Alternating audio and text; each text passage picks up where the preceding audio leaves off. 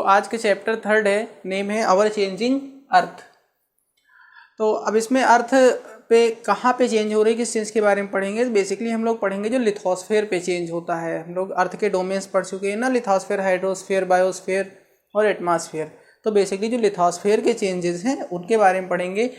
Highlights हमारे रहेंगे अर्थ movements, यानी अर्थ पे जो हलचल होती है और उसके जो काजिंग फोर्सेस हैं, यानी हलचल किसकी वजह से होती है। देन अब जो हलचल हो रही है उसके ये पार्ट्स हैं, volcano, earthquakes, erosion and weathering. अब इरोजन एंड वेदरिंग के जो एजेंट्स हैं, रिवर, सी वेव्स, आइस और विंड्स, इनकी वर्किंग, इन सब चीज़ों के बारे में हम लोग पढ़ेंगे। स्टार्ट करते हैं। तो आप ये जानिए कि जो आपने लिथोस्फेयर को पढ़ा है, यानी जिनमें हमारे कॉन्टिनेंट्स आते हैं और ओशियन बॉटम्स आता है, ये सब कुछ छोटे छोटे पार्ट्स में ब्रोकन है और उन पार्ट्स को हम बोलते हैं प्लेट्स। क्या बोलते हैं? प्लेट्स। और इन प्लेट्स में आपस में मूवमेंट्स होती रहती है। अब ये मूवमेंट्स क्यों होती है? आपने देखा था कि सबसे ऊपर क्रस्ट है जिसको लिथोस्फेयर बोलते हैं, ये सॉलिड स्टेज में है, और इसके नीचे मेंटल है जो कि मोल्टन स्टेज में है, यानी पिघली हुई अवस्था में है। अब जो मोल्टन स्टेज है इसके ऊपर जो क्रस्ट है यानी जो लिथोस्फेयर है वो फ्लोट कर रही है। फ्लोट करने की वजह ये जो मेंटल है इसमें जो मोल्टन मटेरियल है जिसको हम बोलते हैं मैग्मा, इसमें मूवमेंट है। अब मूवमेंट वो किस तरीके का होता है? वो राउंड मूवमेंट होता है। इसमें होता है कि जो जैसे जैसे हम नीचे जाएंगे तो मैग्मा ज़्यादा गर्म होता है, ऊपर वाला मैग्मा उसके कंपैरिजन में थोड़ा ठंडा होता है। तो ठंडा वाला थोड़ा हैवी होता है, वो डाउन आता है, और नीचे वाला जो हल्का होता है वो ऊपर की तरफ जाता है। अब ऊपर जाएगा तो ये फिर से थोड़ा ठंडा होगा, भारी होगा, फिर घूम के नीचे आएगा। तो ये जो राउंड राउंड मूवमेंट चलती रहती है इस मेंटल में, इसकी वजह से जो ऊपर वाला क्रस्ट है इसमें मूवमेंट होती रहती है। तो ये अर्थ की इंटीरियर मूवमेंट है। तो अर्थ की इस नीचे इसके जो मेंटल में मूवमेंट है, इसकी वजह से जो क्रस्ट पे जो मूवमेंट होती रहती है।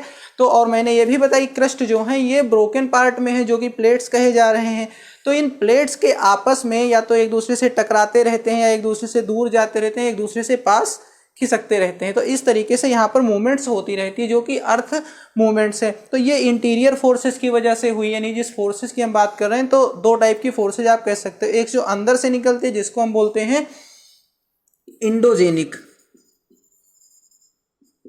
ठीक है, जो ये फोर्स क्रिएट करती है। और दूसरी फोर्स आपकी है एक्सोजेनिक।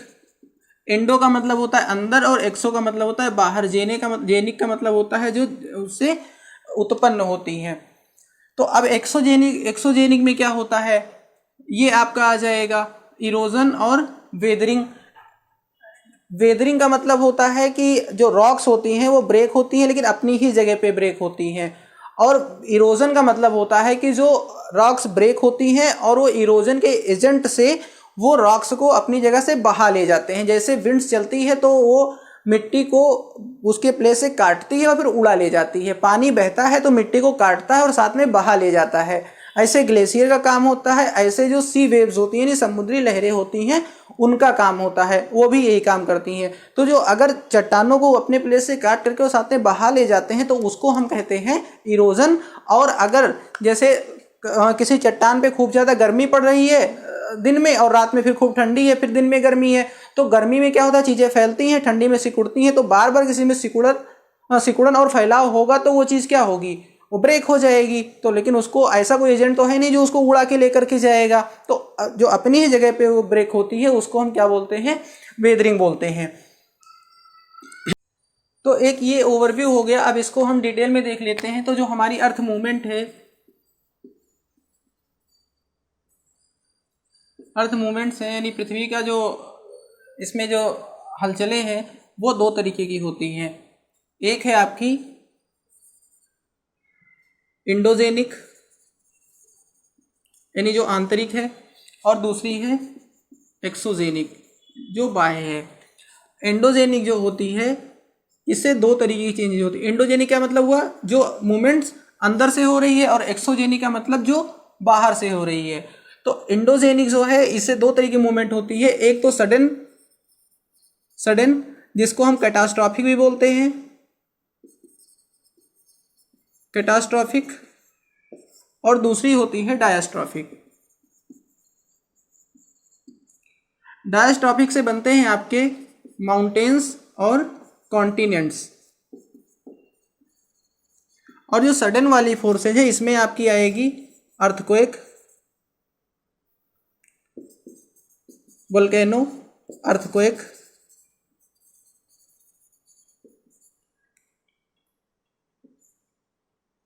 और आपकी सुनामी कह सकते हैं, लैंडस्लाइड वगैरह, ये सारी चीज़ें आती हैं। अब इसमें देखते हैं एक्सोजेनेटिव। तो एक्सोजेनेटिव में क्या है? इरोजन और वेदरिंग। तो इसका आप चाहें तो स्क्रीनशॉट ले सकते हैं, क्योंकि अभी हम इसको इरेज करेंगे और एक एक करके हम यहाँ पे इसको समझेंगे। एजेंट्स इसके देख लेते हैं। वेदरिंग अभी हमने हल्के में देखा था, अभी इस पे और डिटेल में देख लेंगे। इरोजन के जो एजेंट्स हैं वो भी इसमें देखने हैं। तो इरोजन के एजेंट्स में आ जाएंगे विंड्स, सी वेव्स, आइस यानी जिससे हमारे ग्लेशियर बनते हैं, ग्लेशियर्स, और क्या इसमें छूटा है? रिवर यानी फ्लोइंग वाटर। तो इन चीज़ों पे हम लोग देखेंगे।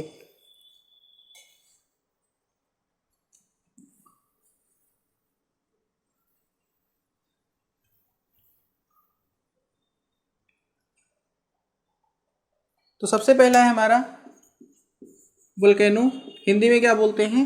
ज्वालामुखी। तो वोल्केनो को अगर देखा जाए कि वोल्केनो है क्या, तो लोग थोड़ा सा कंफ्यूज रहते हैं इसकी डिफिनेशन बताने में। वोल्केनो का मतलब लोग समझते हैं कि जो हिंदी में इसको ज्वालामुखी जैसे कहते हैं, तो वो समझते हैं कि वोल्केनो का मतलब ज्वालामुखी होता है, यानी जो लावा बाहर निकल करके आता है उसकी जो पूरी एक्टिविटी होती है उसको वोल्केनो कहते हैं। नहीं, उसको तो हम बोलते हैं वोल्केनिसिटी। वोल्केनो का मतलब खाली इतना होता है कि जो ज्वालामुखी फटता है तो उसका जो ये ओपन वाला जो इसका माउथ होता है ना, ये जहाँ से लावा बाहर निकलता है, इसको, इस माउथ को खाली हम जो है वोल्केनो कहते हैं। और जो पूरी उसकी प्रोसेस होती है, यानी अंदर से लावा निकल करके बाहर आना, उसको बाहर जमना, गैस निकलना, गर्म पानी निकलना, ये सब उसमें से अर्थ के अंदर से निकलते हैं। तो ये सब पूरी जो प्रक्रिया होती है, whole process is called the वोल्केनिसिटी।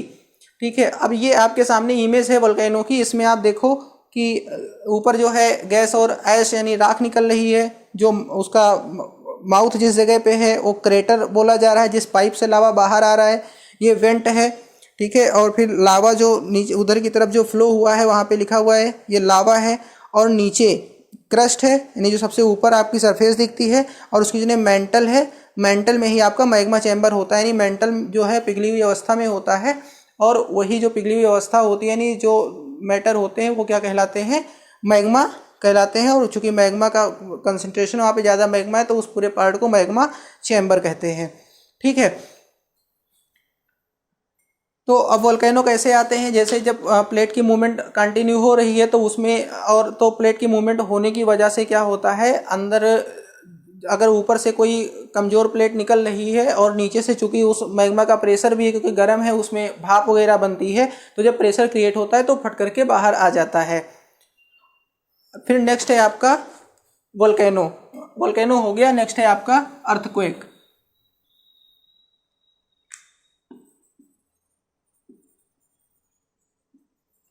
तो आपने देखा किस तरीके से लिथोस्फेयर के नीचे जो है, लिथोस्फेयर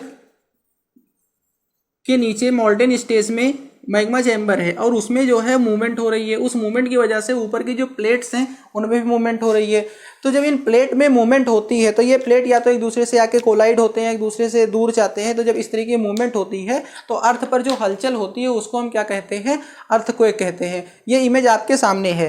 तो देखिए यहाँ पे प्लेट बाउंड्री है, दो रेड कलर की मोटी वाली एरो है, ये दिखा रही है किस तरीके से प्लेट एक दूसरे से कोलाइड हुई है, यानी उनमें आपस में मूवमेंट हुआ है। और इसकी वजह से फिर सबसे नीचे फोकस है। फोकस वो चीज़ होती है जहाँ सबसे पहले अर्थक्वेक की जो वेव्स होती हैं वो जनरेट होती हैं। अर्थक्वेक यहाँ से स्टार्ट होता है।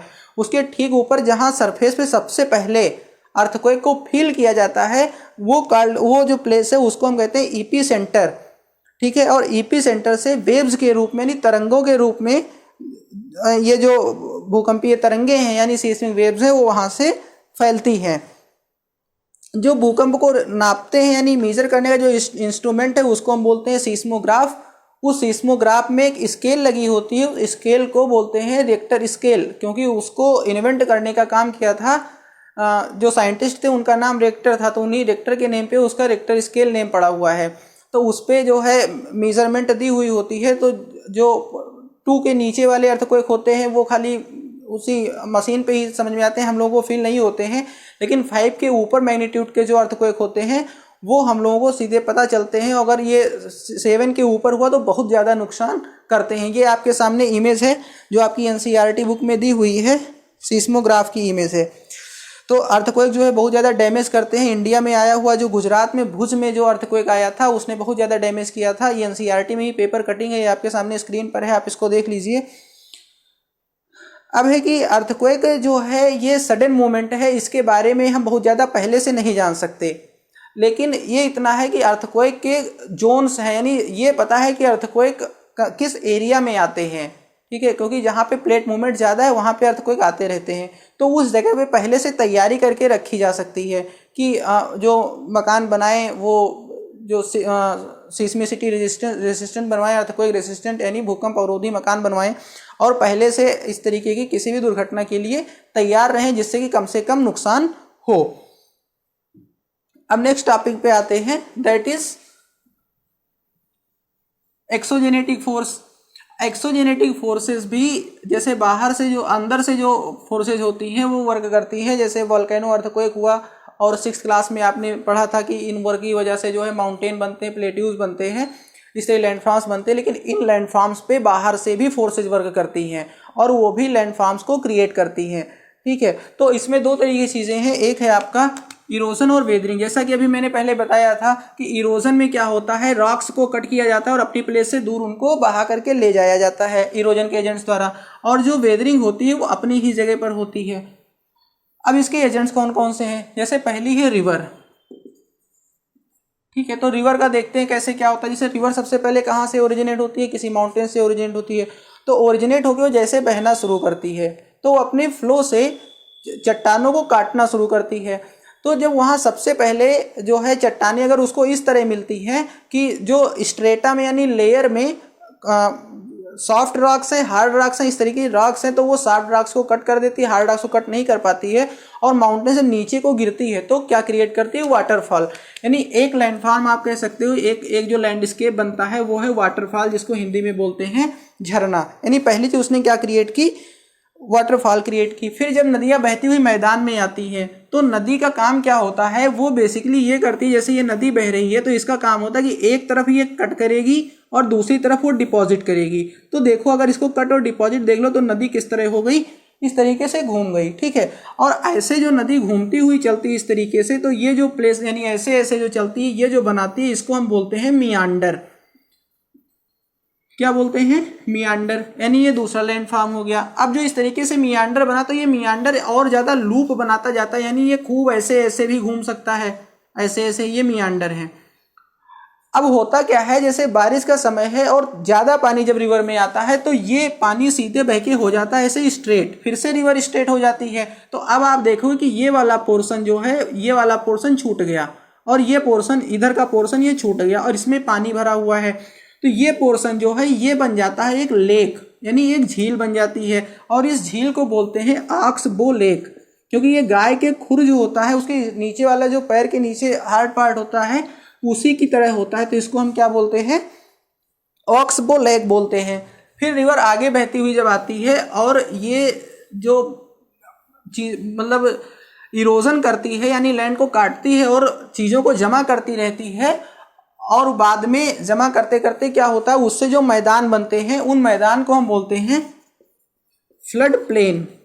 एक और लैंडफॉर्म हो गया, ठीक है, वाटरफॉल हो गया, मियांडर हो गया, ऑक्स बो लेक हो गया और फ्लड प्लेन हो गया।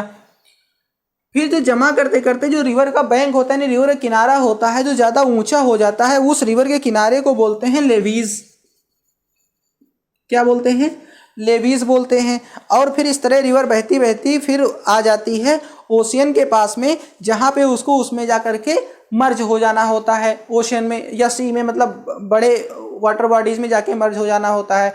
तो वहां तक रिवर बहते बहते इतना कटाव कर चुकी होती है और अपने साथ इतना सेडिमेंट ले जा चुकी होती है कि अब उस सेडिमेंट के साथ वो चल भी नहीं पाती है। तो धीरे धीरे सेडिमेंट को छोड़ना शुरू करती है और उन सेडिमेंट्स को छोड़ करके उनके बीच बीच से यानी पानी जो है वो कई छोटी छोटी धाराओं में बट जाता है और उसके बीच में उनका छोड़ा हुआ मलबा होता है। जैसे ये इमेज आप अपने सामने देख रहे हो, तो इसको हम क्या बोलते हैं, डेल्टा बोलते हैं। जैसे आपने पिछले उसमें देखा था एग्जाम्पल में सुंदरबन का डेल्टा जो वेस्ट बंगाल में है, ठीक है, तो डेल्टा बनता है। अब नेक्स्ट आते हैं, तो ये हो गई रिवर की वर्किंग। आपने कौन कौन से लैंडफॉर्म्स देख लिए, waterfall, meander, oxbow lake, flood plain, levees और डेल्टा। अब नेक्स्ट हम देखते हैं वर्किंग सी वेव्स की।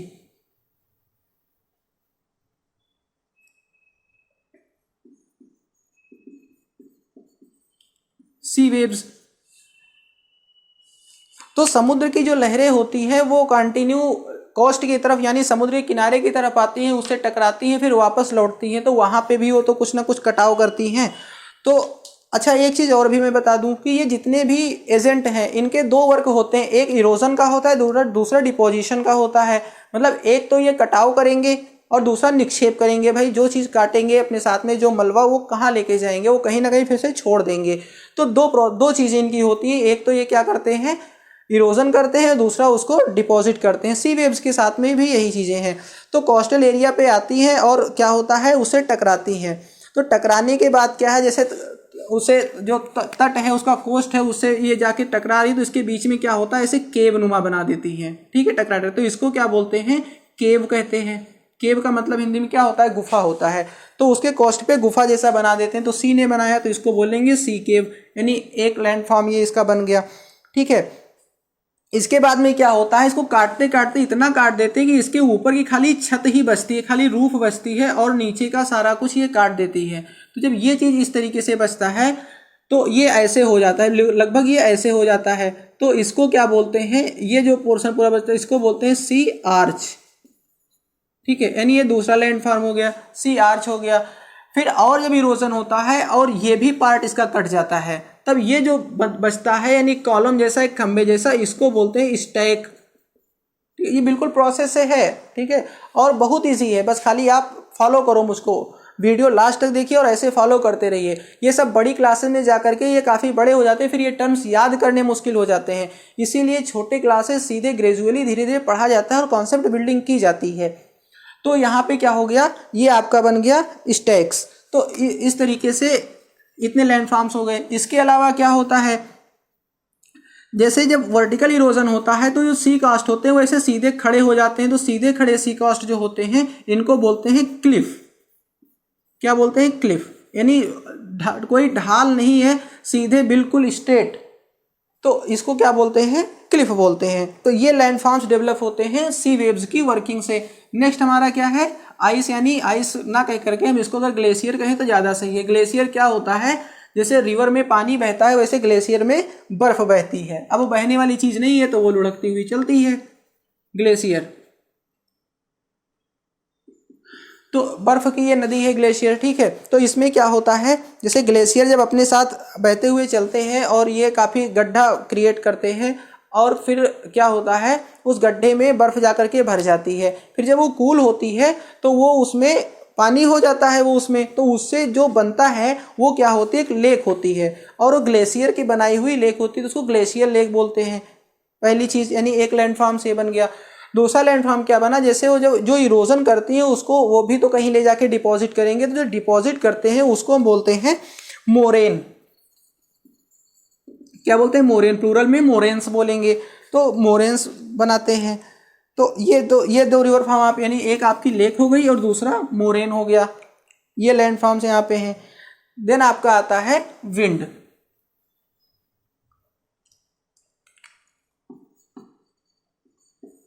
विंड्स, तो विंड्स का भी आपने देखा होगा कि हवा चलती है तो उसके साथ में काफ़ी धूल, रेत, ये सब बहती रहती है। तो विंड्स की देखो एक खास बात क्या है, जैसे जब हवा बहेगी तो जो भी रेतीले पदार्थ है, जितने भी भारी भरकम चीज़ होंगे वो उसके नीचे बॉटम में रहेंगे, ऊपर उतने ज़्यादा ऊंचे तो लेके नहीं जा पाएगी। यानी ऐसी चीज़ें हवा में जो होती हैं, जो पत्थर से चट्टान से टकरा करके उसमें कटाव कर सकती हैं वो हवा के जो है वो नीचे वाले पोर्शन में होती हैं। तो इससे होता क्या है कि जैसे कोई चट्टान खड़ी है, ठीक है, और हवा उस उधर पास से होकर गुजर रही है, सबसे ज़्यादा वो कटाव कहाँ करेगी? नीचे वाले पोर्शन में करेगी। तो नीचे वाले पोर्शन में कटाव करके इस तरह का लैंडफॉर्म बनता है, ठीक है, इस तरीके का। तो ये एक कैसा बनता है? एक मशरूम जैसा बनता है। मशरूम आपने देखा होगा, तो ये मशरूम जैसा बनता है, तो इसको मशरूम कहते भी है,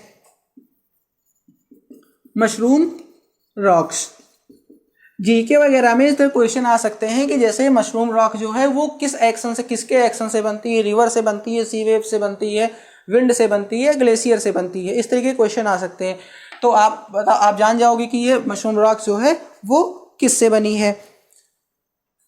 इसके अलावा क्या होता है, जैसे इन्होंने इस तरीके से कटाव किया, फिर आगे क्या होता है, उसको ले जाके कहीं पे डिपॉजिट करते हैं। अब डिपॉजिट अगर ढेर में है कहीं पे तो उसको हम बोलते हैं सैंड ड्यून। क्या बोलते हैं? सैंड ड्यून, प्लूरल में सैंड ड्यून्स बोलेंगे। और अगर उन्होंने उसको थोड़ा थोड़ा डिपॉजिट किया है एज अ प्लेन, मैदान के रूप में, तो उस प्लेन को बोलते हैं लोएस प्लेन। पिछले वीडियोस में हमने इसके बारे में बताया हुआ था कि जैसे एलुवियल प्लेन होता है, रिवर से बनाया हुआ होता है, ऐसे जो विंड्स ले जाके डिपोजिशन करते हैं उससे जो प्लेन बनता है उसको क्या कहते हैं? लोएस प्लेन बोलते हैं। तो इस तरीके से इस वीडियो में इतना ही है। तो आई थिंक आपको अच्छे से समझ में आया होगा। अगर आपका कोई क्वेश्चन है तो आप कमेंट बॉक्स में डाल सकते हो। इसके अलावा डिस्क्रिप्शन बॉक्स में हमारी ब्लॉग की साइट है, आप वहाँ जा सकते हैं। टेलीग्राम के लिए आप करियर एग्जाम सर्च करिए, टेलीग्राम ग्रुप पर जाइए, वहाँ पे आपको नोट्स वगैरह मिलती रहेगी।